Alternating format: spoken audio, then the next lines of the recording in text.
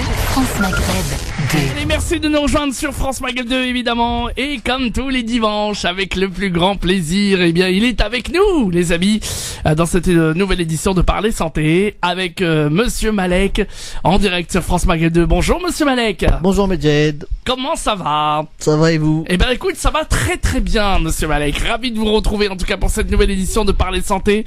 Et aujourd'hui, de quoi allons-nous parler? Puisque on est à l'approche, je le rappelle, du Ramadan et donc on a des émissions spécifiques déjà. Et on en a fait quelques-unes déjà. On en a déjà commencé quelques-unes et aujourd'hui, de quoi allons-nous parler, monsieur Malek, pardon? Alors aujourd'hui, on va essayer d'aborder un thème qu'on a peu abordé. C'est comment se préparer, donc toujours par rapport au mois du Ramadan, lorsqu'on a une activité physique importante. C'est-à-dire quand on travaille et qu'on a un métier physique, oui. Parce qu'on a souvent, on connaît tous des gens qui travaillent dehors pendant qu'il fait chaud et qui jeûnent en même temps. Ouais. Mais également aussi les sportifs ou les gens qui font du sport, même pas forcément en compétition, mais juste pour le plaisir. On se pose souvent la question quand on voit le mois du Ramadan arriver. Qu'est-ce qu'on fait? Est-ce que je jeûne? Est-ce que je fais le sport en même temps? Est-ce que j'arrête tout? Comment je fais pour bien préparer les choses? Est-ce que j'arrête le sport complètement? Donc aujourd'hui, on va essayer d'aborder ce thème-là. Donc c'est activité physique et Ramadan.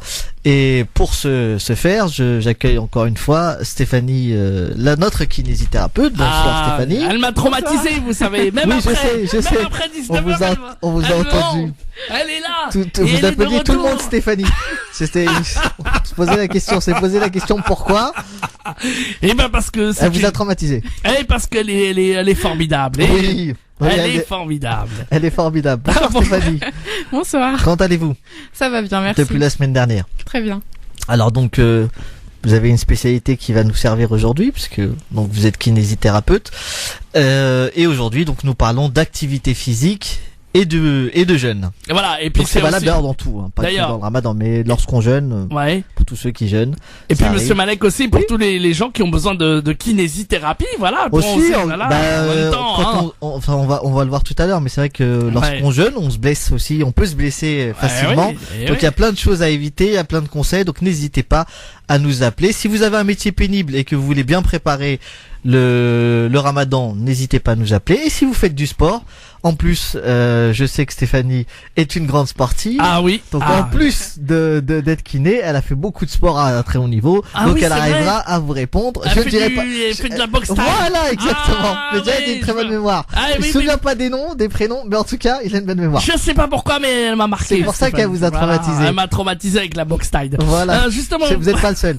Vous pouvez nous appeler dès maintenant. C'est entièrement gratuit. Vous pouvez nous joindre au 01 40 33 9000, 01 40 33 90 00 si vous avez besoin de parler justement, de savoir un petit peu allier le sport et le Ramadan ou l'activité physique et Ramadan ou métier pénible et Ramadan. Et ben vous pouvez nous appeler, il y a pas de souci, 01 40 33 90 00. C'est totalement gratis. 01 40 33 9000. Et puis si vous n'arrivez pas à nous joindre à ce numéro-là, eh bien vous pouvez nous appeler aussi au 0892 23 99 50. Les gens qui nous appellent de l'étranger, 00 33 1 40 33 9000 également peuvent intervenir. 01 40 33 90 00. Toutes les questions, bombardez-nous de questions à Stéphanie qui est avec nous. Et puis vous avez le Snapchat. Également, vous pouvez taper France Maghreb de tout attaché sur Snapchat. Et puis, Monsieur Malek vous rajoutera dans la story. Il est spécialiste de Snapchat maintenant. Ouais. Ça y est. Par défaut, mais par défaut, il est spécialiste, il s'est formé, il a eu voilà. Et il répondra aussi à toutes vos questions, mais aussi par téléphone, si vous souhaitez rester anonyme, il n'y a pas de souci. 01 40 33 9000, 01 40 33 90 00. Allez. Alors pour commencer, on va peut-être faire avant d'aborder le domaine professionnel et le domaine sportif et tous les conseils notamment parce qu'on va parler forcément d'alimentation. Est-ce que vous pouvez nous faire un petit résumé rapide de comment fonctionne un muscle pour qu'on comprenne bien pourquoi il peut avoir risque ou pas d'ailleurs? Alors, je vais vraiment très synthétiser, mais juste voilà, la fibre musculaire pour se contracter, elle a besoin de carburant. Ce carburant est entre autres fourni par le glucose, le glycogène qui est transformé en glycogène, et donc ce glycogène est nécessaire pour que le muscle fonctionne. Le glycogène va être stocké essentiellement donc au sein de la fibre, au sein du muscle et au sein du foie. C'est une énergie qui est temporaire, qui est amenée grâce à l'alimentation, qui va pas permettre une grande activité, mais qui va permettre une activité de grande intensité sur un temps court. Il faut savoir que donc ce glycogène qui est entre autres stocké donc dans le foie, par exemple dans le foie, il va au bout de 12 heures, il va s'épuiser. Donc ensuite, comment on fait après au bout de 12 heures si on n'a plus d'énergie? Au bout de 12 heures, par exemple, le foie, qui a besoin de glycogène, va être obligé de puiser dans les protéines. Donc on va agir sur le muscle, on va abîmer le muscle. On va lui voler un peu d'énergie, c'est ça? Au bout de 12 heures de jeûne, ouais.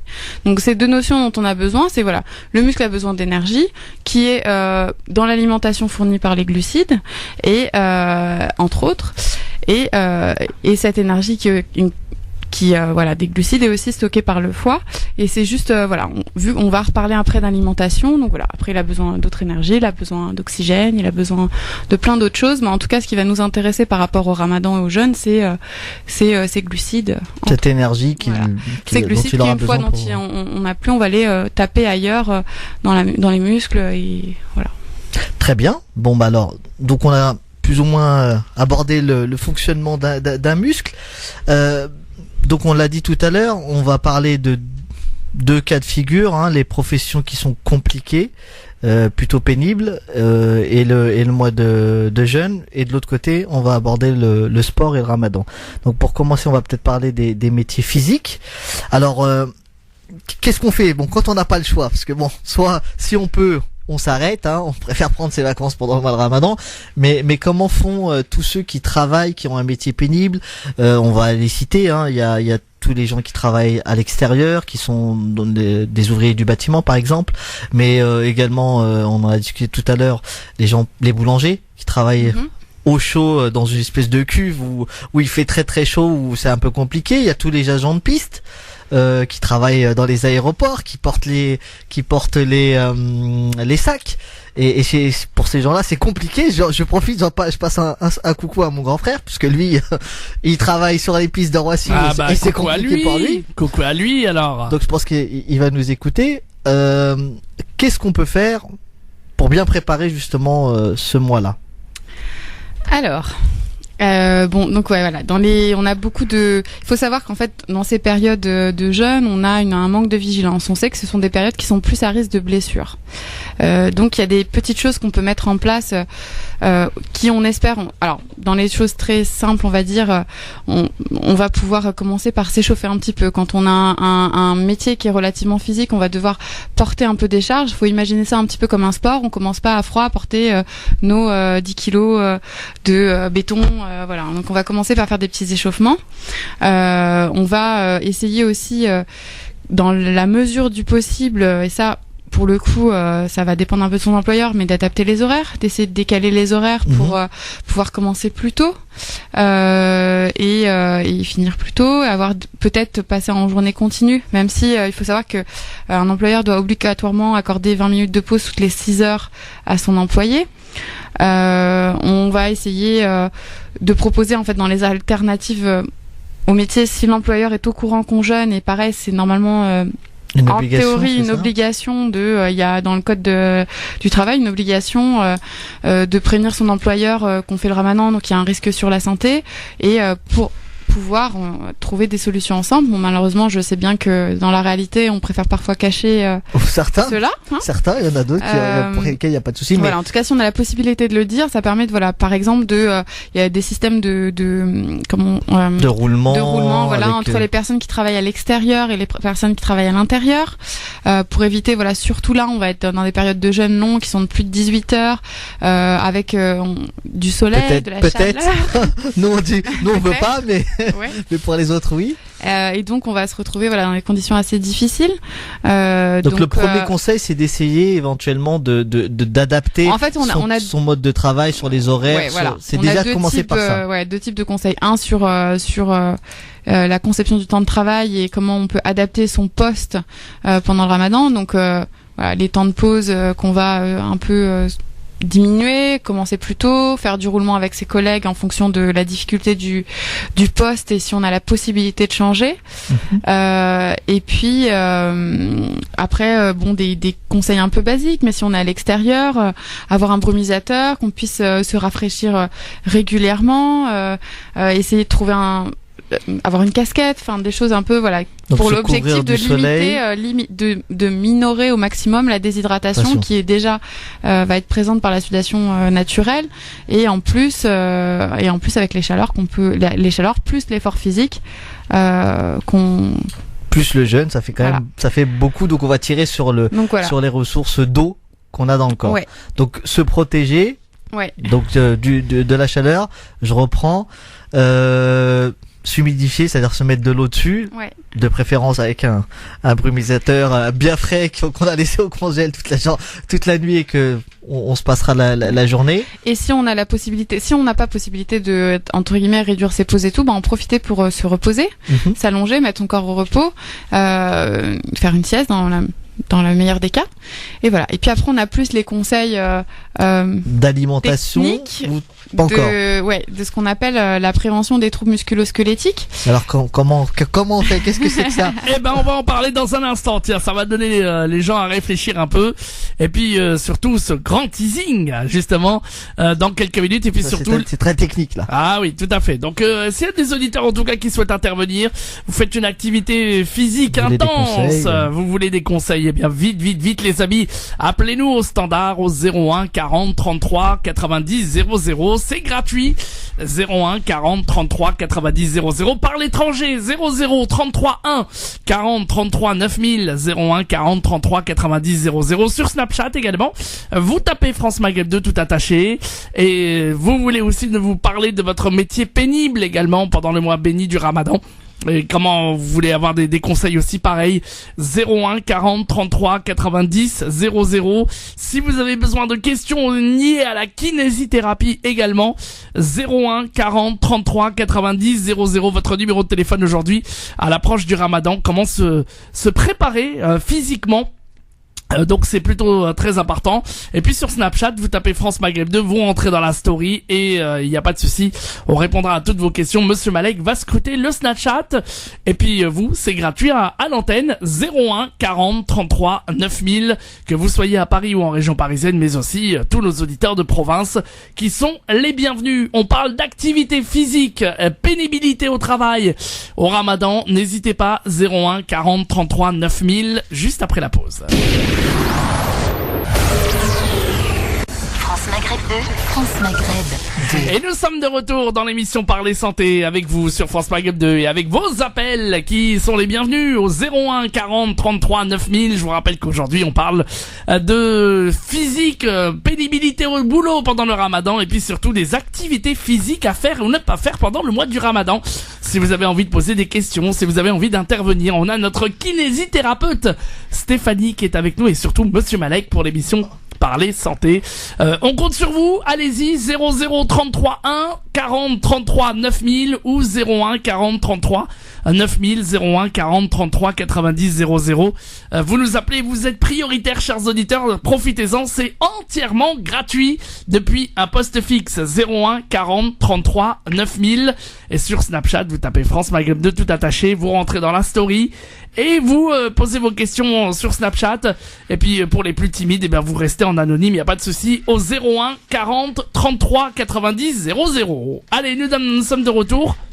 Oui, on est là. Ah oui, pardon. Ah, sans le micro, moi, en fait, non, mais ça, pour tout le monde, ok, mais pas pour moi. D'accord. Voilà, j'ai failli, désolé. Ouais, mais c'est pas grave. Erreur professionnelle. Eh ben oui, non. Je vois qu'il y a des pistonnés. Non, bah, oui, c'est vrai que Stéphanie, son micro était déjà ouvert. Voilà, mais moi non. C'est pas grave. Bon, alors, inquiétez pas, vous êtes les meilleurs, monsieur Malek. Merci, c'est ce qu'on dit. Voilà. Alors, d'ailleurs, il y a une auditrice qui m'a demandé après. Non mais sérieux. Quel menteur. Je vous assure que l'autre jour, il y a une auditrice qui m'a dit, quand j'écoute monsieur Malek et sa voix, je suis transporté. Oui, bien sûr. Voilà. Bien entendu. Merci. Bah écoutez, si c'est la vérité, je vais la remercier. C'est la vérité. C'est gentil. Voilà. Pourtant, j'ai pas une Qu'elle voix, m'appelle d'ailleurs tout de suite au standard 01 40 33 9000. Il y a d'autres crooners dans cette émission. C'est vrai qu'il y a des crooners. Mais il y a des crooners. Stéphanie fait partie des plus belles voix radiophoniques du monde. Hein, je vous le dis. De toute façon, elle fait de la box live, vous n'avez pas le choix de dire l'inverse. Tout à fait, c'est vrai aussi. Mais c'est tout à fait sincère. Alors, on est reparti donc avec l'émission Parler Santé. Alors, si je fais le résumé un peu de ce dont on a parlé donc du muscle. On a dit que le muscle avait besoin d'énergie, donc d'oxygène aussi, de sucre, de glucose pour fonctionner correctement. Et ensuite, on a commencé à aborder un point important, c'est-à-dire les professions pénibles et la gestion pendant le Ramadan. Donc, premièrement, on parlait déjà du fait que si c'est possible, c'est d'adapter son temps de travail, son temps de pause, d'essayer de voir si on peut pas échanger avec des collègues. Si on est par exemple toute une journée sous le soleil, c'est d'essayer de mélanger un petit peu et d'essayer de voir si on peut pas changer avec son collègue. Et vous abordiez un autre point, donc un point plutôt de kiné. Donc je vais vous laisser la parole, Stéphanie. Oui, voilà, je voulais parler de ce qu'on appelle la prévention des troubles musculo-squelettiques. Dans des termes le plus simples, c'est qu'on a toutes les professions, on a des risques de pathologies qui sont souvent identifiés, connus. Par exemple, voilà, les gens qui vont être amenés à porter des charges lourdes peut avoir des risques d'avoir des pathologies lombaires. Des mouvements répétitifs de la caissière, par exemple, a un risque d'avoir ce qu'on appelle des tendinopathies au niveau de l'épaule, bref, tout ça. Et comme on est dans une période, voilà, où on n'a pas de ressources nutritives, où on est fatigué, ces risques sont majorés. Donc je pense que ce qui est important aussi, c'est d'avoir conscience de quelle est finalement notre zone de fragilité dans ce métier. Et de plus en plus maintenant, les grosses boîtes préfèrent organiser des journées sur la prévention des risques et d'essayer de proposer des adaptations des postes de travail ou de proposer des exercices à faire pour des gens qui sont par exemple toujours assis. Ça va être comme Medjahed qui est assis toujours. Voilà, ou un conducteur de bus, un conducteur un taxi, un chauffeur routier, qui a tendance à avoir une position maintenue en permanence. Donc revoir sa station assise, proposer des coussins adaptés, lui proposer de s'arrêter, de faire des étirements. Voilà. On sait qu'on est dans une zone pendant le Ramadan où on a plus de risques de pathologie. Donc je pense que si on a eu la chance d'avoir des ateliers de prévention des troubles musculo-squelettiques, c'est vraiment le moment. Il faut se souvenir de tous les conseils. Il y a énormément de personnes qui ont été formées, par exemple, au port de charge, parce que voilà, l'employeur il préfère payer une formation que se retrouver avec des arrêts maladie régulièrement. Alors donc, on va en parler. Ces conseils-là, ils sont importants à utiliser encore plus à ce moment-là. Bien, alors on va en parler dans un instant. Je vous rappelle que vous pouvez intervenir, vous êtes prioritaires, chers auditeurs. 01 40 33 90 00 ou 0892 23 99 50. On va direction Orléans. On a Khaïra qui est avec nous comme auditrice qui voudrait vous poser une question. Khaïra, bonjour. Bonjour Khaïra de Orléans. Ça va bien et vous? S'il vous plaît, c'est pour demander parce que je suis une personne que je fais trop de marche. Oui. Et je suis diabétique et asthmatique et je fais le carême. Oui. Est-ce que c'est possible de me donner une question? Qu'est-ce que je dois faire? Posez votre question, en tout cas sur la marche. On va demander à Stéphanie sur la respiration, peut-être plus pour là. Je vais peut-être reformuler votre question. Est-ce que votre question est de savoir si vous pouvez continuer la même quantité d'activité pendant le Ramadan, sachant que vous êtes diabétique et asthmatique, c'est ça? Oui. D'accord. Voilà. Elle va prendre l'émission l'année prochaine.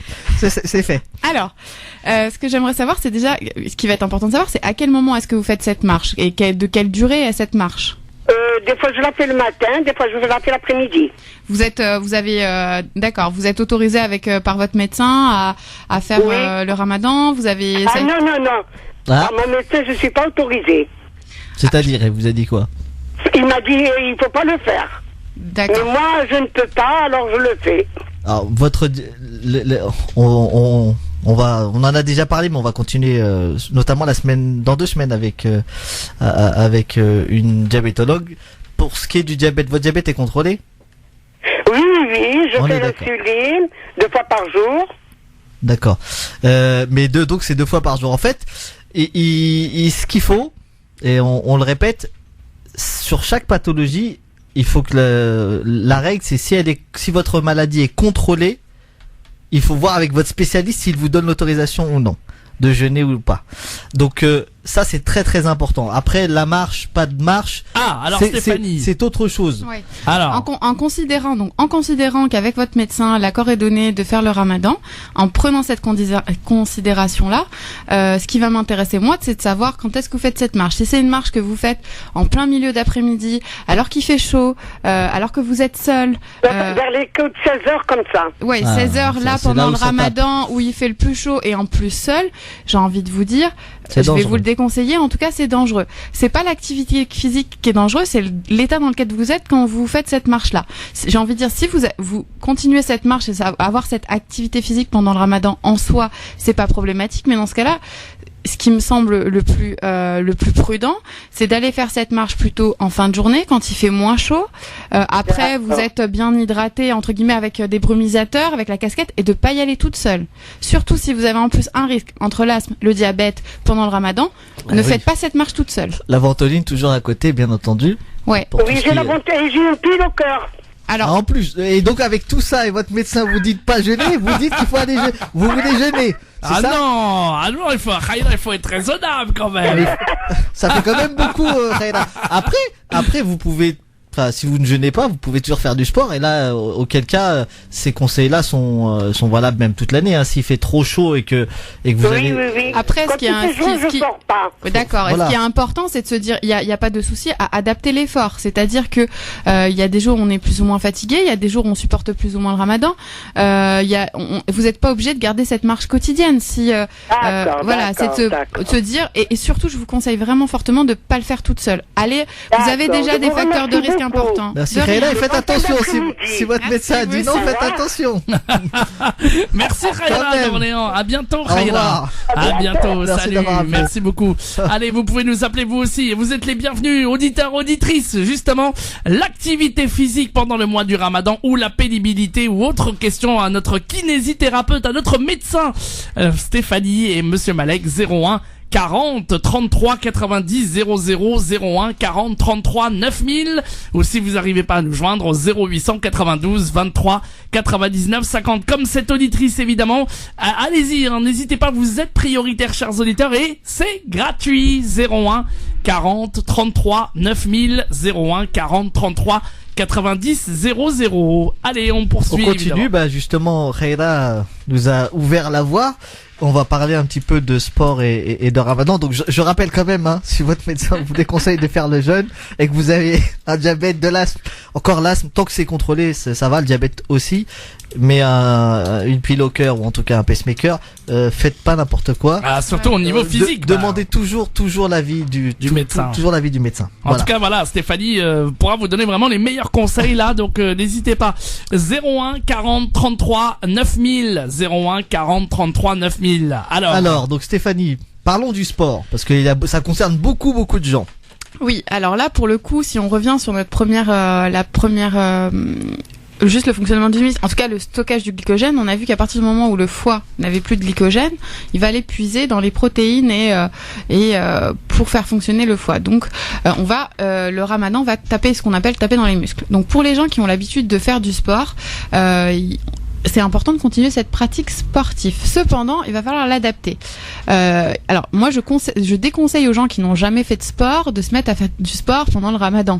On a des mains d'un coup, c'est allez, je vais faire le Ramadan et puis je vais faire du sport en même temps, comme ça, je vais perdre du poids ou je sais pas. Oui. Non.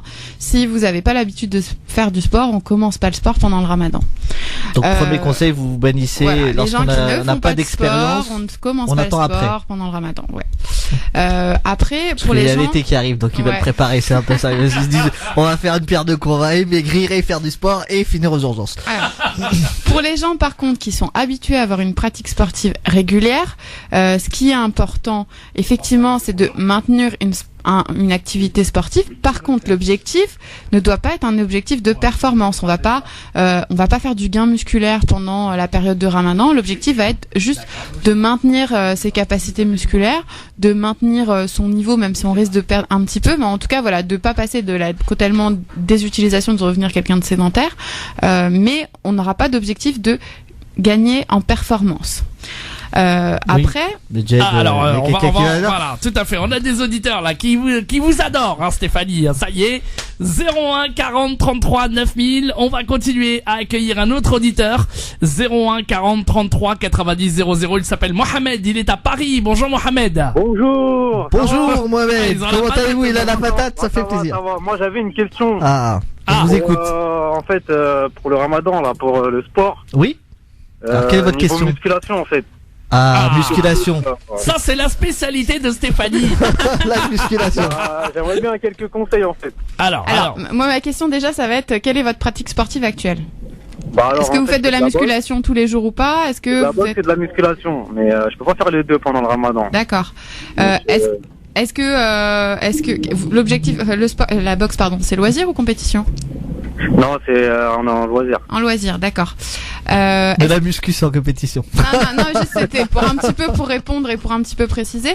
La musculation, vous avez la possibilité de les faire le soir près du ftor ou pas? Oui, d'accord. Donc c'est ça en fait que je voulais faire, mais je vous ai appelé vu que vous parlez de ça pour m'enseigner un peu. Ouais. Alors, en fait, on va pouvoir parler comme ça du temps où on peut faire du sport. C'est préférable quand alors? Plutôt après, avant le ftor? Alors, pour le coup, pour la musculation, mais je pense que c'est valable pour la plupart des choses. Ce qu'il faut faire, c'est que vous pouvez continuer à faire de la musculation. Par contre, contrairement à ce que vous avez l'habitude de faire, il faut réduire les temps de séance entre 45 minutes et 1 heure maximum.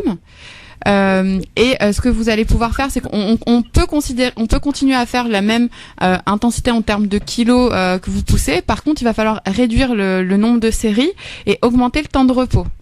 Voilà. L'objectif c'est pas de gagner en masse, c'est vraiment de maintenir votre capacité actuelle. D'entretenir en fait. Ouais. Après voilà, vous pouvez continuer à faire 3 fois par semaine pour avoir on dit il faut minimum 3 fois par semaine pour maintenir un petit peu ses capacités musculaires pour si vous entraînez 5-6 fois par semaine, j'ai envie de dire vous voyez comment vous sentez, mais si c'est trop, n'hésitez pas à descendre. 3 fois, c'est bien.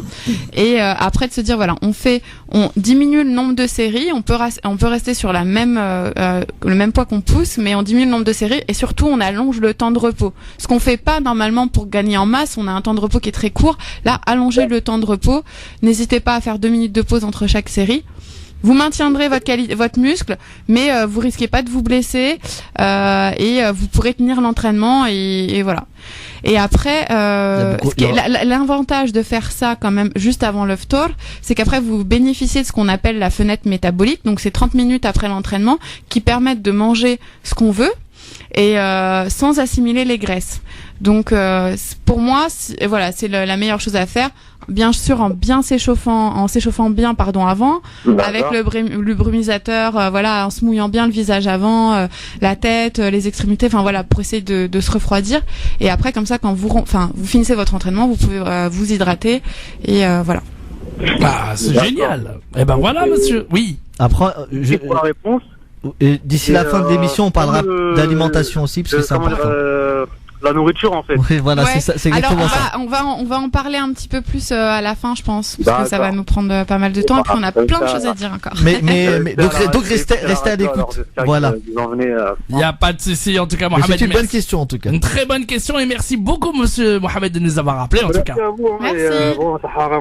Merci. Barakallahu fik. À bientôt, Mohamed. Merci beaucoup. Eh bien, vous pouvez continuer à poser d'autres questions. Vous êtes prioritaire. 01 40 33 90 00 01 40 33 9000 et vous pouvez poser votre question gratuitement par rapport à l'activité physique liée au Ramadan et puis aussi les métiers pénibles pendant le mois du Ramadan. On a notre kinésithérapeute Stéphanie qui est avec nous, monsieur Malek également. Si vous n'arrivez pas à nous joindre au 01 40 33 9000, vous pouvez nous joindre aussi, vous serez prioritaire au 0892 23 99 50 0892 0892 23 99 50. Mais le standard évidemment est ouvert à tous et vous êtes les bienvenus. 01 40 33 9000. 01 40 33 9000. On marque la pause? Oui. Et puis juste après on continue parce qu'il y a plein de questions pour Stéphanie là, ça commence. Ça commence là, ça chauffe là. 01 40 33 9000. À tout de suite. France Maghreb 2, France Maghreb 2.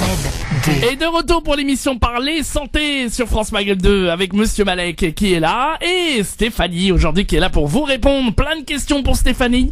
01 40 33 9000. Et si vous n'arrivez pas à nous joindre, hein, vous pouvez nous appeler au 0892 23 99 50. L'activité physique pendant le Ramadan ou le métier pénible évidemment. Et là messieurs, messieurs dames, excusez-moi. Madame, messieurs, on va accueillir Toussam de Paris qui est avec nous au standard. Bonjour Toussam. Oui, bonjour. Bonjour. Alors. Et en fait, moi je vous appelle, j'ai une question. Oui. Si le fait de vouloir perdre du poids pendant le Ramadan en faisant du sport, c'est une bonne idée ou faut mieux l'abandonner comme idée? Alors si c'est l'objectif, je pense pas. Mais de toute façon, dans la logique des choses, étant donné que vous êtes censé manger la moitié de ce que vous mangez dans l'année, vous êtes censé perdre du poids. Alors ça Stéphanie, peut-être est-ce que veut... Non mais c'est sûr ce que je dis. Hein. Non, c'était après il voulait voilà, c'est un peu le c'est un rappel. La question c'est de quoi est composé votre Voilà. C'est un rappel parce que l'alimentation est important. Non, juste moi ma précision et je pense que je l'ai dit au départ, avez-vous ou pas une activité sportive habituellement? Oui, habituellement j'avais commencé il y a un mois. Il y a un mois. C'est récent. C'est récent. Vous faites quoi? En fait, je fais une salle de muscule avec tout ce qui est cardio et musculation. C'est pareil, c'est choisir le bon moment pour le faire. En soi, ce qui va dépendre en fait, c'est pas Ramadan et sport égale perte de poids, c'est plus qu'est-ce que vous allez manger au moment du ftor. Là, c'est même pas une question kiné ou c'est plus comment vous allez vous alimenter après, sachant que c'est quand même important l'alimentation, qu'il va falloir combler les manquements qu'on a eu pendant la journée, le manque de glycogène, enfin qu'on va avoir pendant que vous allez faire du sport. Donc c'est un peu qu'est-ce que vous allez manger. C'est pas le fait de faire le Ramadan et du sport qui va vous faire perdre du poids. Si au moment du ftor, vous mangez n'importe comment. D'accord. Et est-ce que ça risque pas de taper plus sur les muscles que sur la matière grasse? Alors, oui. Alors, on sait que pendant le Ramadan, on perd du muscle. Donc, c'est pour ça que quand on a l'habitude de faire une activité sportive, si l'activité sportive des gens essaient de marcher, qui continuent à marcher, il n'y a pas de souci. S'ils ont l'habitude de faire plus d'activités sportives, comme c'est votre cas, en continuant à vous entraîner, comme on disait tout à l'heure, au bon moment entre guillemets, où vous allez pouvoir ensuite vous réhydrater, vous perdrez pas trop en muscles si vous restez sur la même quantité d'activité. Après, par rapport à la perte de poids, c'est voilà, qu'est-ce que vous allez manger. C'est si vous continuez le sport et que vous mangez n'importe quoi, de toute façon ça va pas taper dans les muscles, ça va augmenter la graisse aussi. Donc le poids il sera voilà. Okay. Il faut faire attention à manger et faire attention à l'activité physique parce qu'on est dans une période qui est différente et comme vous l'avez dit tout à l'heure, il faut garder le même rythme, mais baisser l'intensité, c'est bien ça, et augmenter le temps de repos. Oui. Ok. Et ben voilà. Avec plaisir, merci de nous avoir appelés. Bon courage en tout cas. À bientôt. Bon courage. Wa alaykoum salam, à bientôt. Et vous pouvez continuer à nous appeler évidemment vos questions en direct à la radio 01 40 33 90 00 01 40 33 9000 ou vous pouvez aussi nous joindre au 0892 23 99 50 évidemment plein d'appels pour Stéphanie.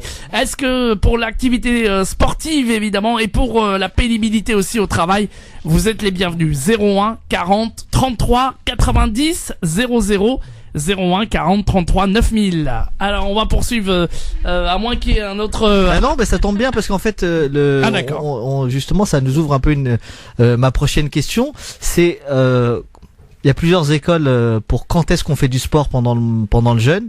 Est-ce qu'on le fait avant le ftor? Est-ce qu'on le fait après le ftor? Qu'en pensez-vous? Ou le matin? Oui. Vous en pensez quoi? Quels sont les risques pour chacun, éventuellement s'il y a des risques? Ou Est-ce que c'est adapté à tous les sports, par exemple? Oui, alors effectivement, on est cette année, je pense, dans des années particulières où on va avoir ces 18 heures de jeûne, un temps de sommeil qui est très court. Donc, il y a certaines réponses qui peuvent être valables dans des moments où on n'a pas ces 18 heures de jeûne qui ne le seront pas là pour cet été. Par exemple, certaines personnes vont se lever 2 heures avant le Fajr pour faire un petit repas, faire le sport et ensuite prendre un deuxième repas. Voilà. Sauf que là, se lever 2 heures avant le Fajr, ça veut dire 2 heures du matin. Oui. Et ça veut dire que l'Aïcha est à 23 heures, donc enfin, on dort pas, quoi. Donc on fait pas ça, oui. Voilà. Donc, compliqué.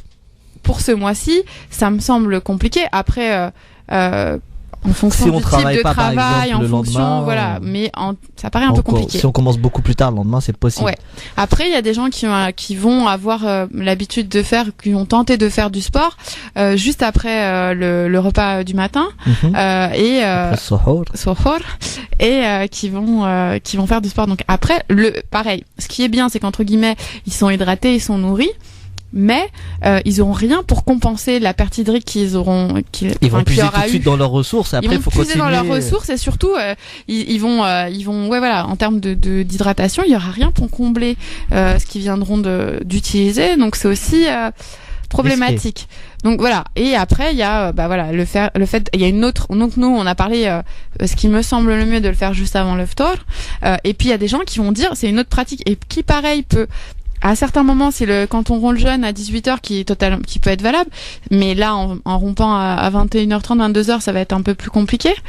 Mais c'est de se dire alors on prend une petite collation après à la rupture du jeûne et on va aller faire du sport 1 heure ou 2 heures après, une fois qu'on a assimilé ce qu'on vient de manger, et on va aller s'entraîner Sauf que là, ça va nous faire du 1h du matin ou du minuit, et qu'on va aussi avoir un impact sur la qualité du sommeil, parce qu'il faut savoir que quand on fait du sport le soir, cette activité physique va nous empêcher de dormir. Donc on ne peut pas tenir un jeûne correctement et en forme sans sommeil. Donc voilà. Donc le mieux aujourd'hui avec pour les ce 18 mois-ci, heures, avec 18 heures, c'est le faire juste avant le ftor. De le faire un peu avant et de s'ouvrir l'appétit. En plus, vous nous avez parlé de cette fameuse demi-heure. Oui, alors la fenêtre métabolique. Oui. Pour autant, il faut faire attention dans ce qu'on entend la fenêtre métabolique. C'est que ça veut pas dire qu'il faut manger n'importe quoi à ce moment-là. On sait pas, on en profite. Ouais, mais Jane parle en même temps dans le micro. Ouais, salut, Jane. Alors vous dites, c'est pas grave. Non, je disais juste que voilà, cette fenêtre, entre guillemets, on peut se faire plaisir. C'est pas pour autant qu'il va falloir ingurgiter des graisses, des sucres rapides. Ok, ça marche. Oui, mais Jane, part aussi. Merci. Jane, il veut nous ruiner notre émission. Mais non, mais je comprends pas, j'étais hors antenne. Oui, mais là vous y êtes. Je peux vous assurer. Je sais pas ce qui s'est passé. D'accord, donc mon truc hors antenne ne fonctionne plus. Voilà. En fait. D'accord, très bien. Décidément. Bon, alors on continue. Donc voilà, concrètement, plusieurs possibilités de faire du sport. Maintenant, je pense que le mieux, c'est de le faire juste avant le ftor, de pouvoir manger après, s'hydrater et reprendre des glucides pour refaire les stocks et ainsi de suite. On va reparler après de l'alimentation. Juste une précision par rapport juste une chose que je voudrais dire. Quand je pense qu'il est indispensable aussi de se tester avant le Ramadan. On ne va pas faire du sport. Si on a 2 semaines là, on peut faire un test. On a encore 2 semaines. Donc 2 possibilités, ça peut être déjà de se dire OK, je jeûne de 11h à 19h, j'enlève un de mes repas et je vais m'entraîner, je vais voir un petit peu comment je supporte. Ou je me fais lundi jeudi des journées de jeûne et je me teste et là on a la possibilité encore d'essayer et d'essayer de trouver ce qui pour nous semble le meilleur compromis en fonction de notre métier, en fonction de l'effort qu'il demande, en fonction et de rajouter du sport là-dessus en étant en état de jeûne, trouver la meilleure recette. Donc n'hésitez pas à tester, là vous avez encore 2 semaines, donc profitez-en pour trouver le meilleur équilibre. Et surtout, profitez-en pour poser les dernières questions dès maintenant, si vous le souhaitez, évidemment, en direct à Stéphanie qui peut vous répondre. Activité sportive et Ramadan, 01 40 33 90 00. On prendra les derniers appels. Donc faites vite les amis. 01 40 33 90 00. C'est totalement gratuit. 01 40 33 90 00. 00 33 1 40 33 9000 pour les gens de l'étranger. Sur Snapchat, vous tapez France Maghreb 2 tout attaché et vous rentrez dans la story, il n'y a pas de souci, et vous êtes prioritaire. 01 40 33 9000. Alors il nous reste pas beaucoup de temps. Voilà, mais... donc on a deux points déjà très importants à aborder. L'alimentation. Comment on prépare notre jeûne quand on a un métier pénible ou quand on va faire du sport? Qu'est-ce qu'on doit manger et qu'est-ce qu'on doit pas manger? Alors vraiment, ce qui va être le plus important, c'est de se dire que la nuit, à partir du moment où on rompt le jeûne, l'objectif va être de boire quoi qu'il arrive 1,5 litre d'eau par jour minimum, parce que si on se rend compte que le lendemain il va faire très chaud ou que c'est le jour où on va s'entraîner, on doit essayer d'augmenter cet apport hydrique en favorisant aussi les eaux très minéralisées qui vont permettre d'un peu plus stocker l'eau. Donc c'est être super important d'agir sur l'hydratation. Un conseil basique, c'est d'avoir sa bouteille d'1,5 litre dans le frigo, chacun son nom dessus, et quoi qu'il arrive avant le lendemain matin, faut qu'on l'ait bu. Donc voilà. Et on se dit voilà, il faut préparer du matin au lendemain. Est-ce que c'est un jour où il va faire vraiment chaud, c'est la canicule et on va insister, on va boire 2 litres, on va boire un petit peu plus. Est-ce que c'est le lendemain, on a prévu d'aller faire son sport, donc pareil, on prévoit la nuit d'avoir cette bouteille qu'on vide et quoi qu'il arrive, on ait bu la quantité d'eau qui est nécessaire normalement dans une journée normale. Donc ça c'est la première chose. Faut pas oublier qu'on perd de l'eau quand on avec de la sudation, donc on sait que pendant le sport il faut combler ça. Donc ensuite dans l'alimentation, on va avoir besoin, pareil, quand on sait le lendemain qu'on va s'entraîner le matin, d'avoir des glucides lents, d'avoir un stock de glycogène qui est rassasié, qui est fait. Donc voilà, on a besoin d'avoir des glucides lents qui vont être des riz, des pâtes, voilà. Et aussi, on va avoir besoin de protéines qui vont permettre de cicatriser le muscle. Donc, il faut qu'on essaye. Ce qui me semble important pour des gens qui s'entraînent régulièrement, c'est de se dire, s'ils ont l'habitude de manger dans leur journée 200 grammes de protéines, il faut qu'ils gardent la même quantité, de protéines pendant la période de Ramadan. Voilà. Donc ça c'est sur les glucides, les protéines, et pareil, on a besoin de lipides, on a besoin de gras, mais on n'a pas besoin de graisse, gâteaux, de sucre extrêmement grasses. Il y a ce qu'on appelle du bon gras, donc ça va être tout ça c'est fini Medjahid. Avec les merguez matin, les merguez. Ouais, c'est voilà, ça, bien sûr. Ça c'est bon. Donc voilà, allez, je continue, on n'a pas beaucoup de temps. Allez-y, pardon Stéphanie, je vous en prie. Voilà, donc ce qu'on appelle les bonnes graisses, les bons lipides, donc ça va être des huiles, des huiles saines, ça va être les avocats, ça va être toutes ces choses-là qui sont importantes en termes de lipides. Ah, j'adore l'avocat. On évite 2 choses. On évite absolument les boissons sucrées. Et on évite le thé et le café qui sont des déshydratants, qui ont tendance à déshydrater, pardon. Donc c'est vraiment des boissons à éviter en période de jeûne, même quand on peut rompre le jeûne. C'est vrai que, et encore plus le matin, le thé et le café faut bannir parce que ce sont des boissons qu'on sait qui entraînent déshydratation. Donc voilà. Ok. Et alors, quels sont il y a aussi le fait d'écouter son corps quand on fait du sport. On doit faire attention à quoi? Comment reconnaître les risques quand notre corps va mal? Alors là on va parler des risques qui sont liés à la déshydratation, qui sont importants. Pour moi, c'est important d'avoir conscience de ce qu'on appelle les risques d'hypoglycémie, qui sont des risques vraiment, quand on a une vraie hypoglycémie, on a un risque de coma.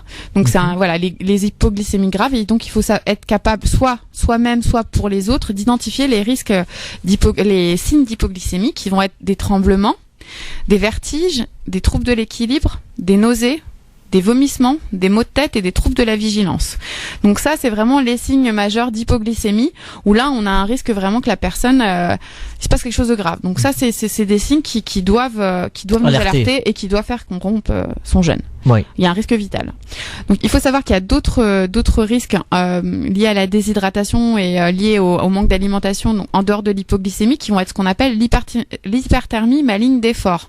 On va se retrouver avec un risque d'accident vasculaire cérébral. On a vraiment une énorme sensation de chaleur.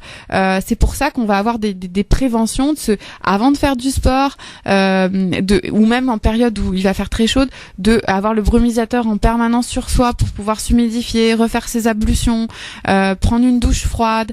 Voilà. Donc on a les risques d'hypoglycémie, les risques d'hyperthermie maligne d'effort, avec vraiment un risque cérébral. Après, on a les risques d'accidents tendinomusculaires. Donc on disait, on a tendance à se blesser plus facilement. Donc avoir conscience, voilà, de ces douleurs. Si on s'entraîne, on a mal, on n'insiste pas. On va pas se blesser, on se repose. Et voilà. Si juste pour la récupération, si on a, comme on va faire des entraînements avec un petit peu, de manière différente, avec moins d'intensité, en tout cas avec moins de ressources, on peut avoir peut-être aussi un peu plus de courbatures. Donc juste un dernier conseil par rapport aux courbatures, aux douleurs musculaires qui peuvent être plus importantes à ce moment-là, ça va être vraiment de prendre des douches en finissant avec de l'eau froide sur les jambes, ne pas hésiter à se masser pour détendre les muscles. Et après, tout ce qui est question d'étirement, c'est un peu avoir au cas par cas en fonction du type d'entraînement. Voilà, Medjahed. Exactement, c'est la fin de l'émission Parler Santé pour aujourd'hui. Déjà, on tient à remercier évidemment Stéphanie qui a eu beaucoup de succès évidemment au standard aujourd'hui, on en est fiers. Vous aussi, Monsieur Malek, évidemment, pour cette émission Parler Santé. Et on vous laisse conclure cette émission, Monsieur Malek. Bah écoutez, merci à Stéphanie d'être venue. N'hésitez pas à trouver, vous trouvez toutes les émissions, je vous le rappelle, sur la page Facebook. Oui. A2S Avenir Santé Solidarité, si vous voulez notamment réécouter celle-là. Oui. Ce soir, ce sera disponible normalement. La semaine prochaine, on reçoit le docteur Rabat Mosba, qui est donc gynécologue et qui nous parlera d'endométriose, qui est une maladie qui touche quand même beaucoup de femmes. Donc, mesdames, n'hésitez pas, profitez-en. Il y a une gynéco qui sera là la semaine prochaine. Exactement, toutes les questions. Et ensuite, on enchaînera sur les émissions, encore sur le Ramadan, bien entendu. Évidemment. Monsieur Malek, merci beaucoup, en tout cas, de nous avoir accompagnés. Merci Stéphanie. Merci. Bonne semaine à vous deux. Bon courage. Et bon courage à vous à tous. Bientôt. Et à vous tous. Allez, dans un instant, le rendez-vous de la voyance avec Axel de Paris qui arrive pour toutes vos questions. À tout de suite. France Maghreb 2, France Maghreb.